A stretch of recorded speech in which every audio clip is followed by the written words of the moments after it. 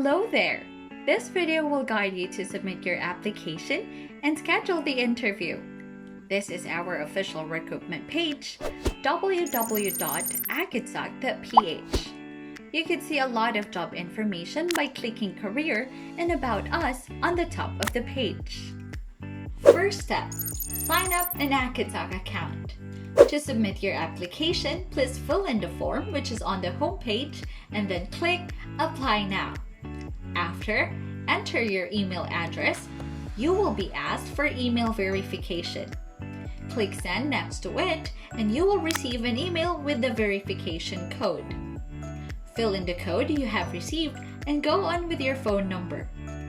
Please remove the front 0 of your mobile phone number, then create a password and click Apply Now. Tips: the same mobile phone number or email address can only be registered once. Once submitted, the information cannot be modified.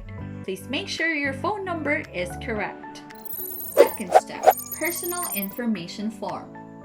Now you have successfully registered, you will be requested to fill out the personal information form.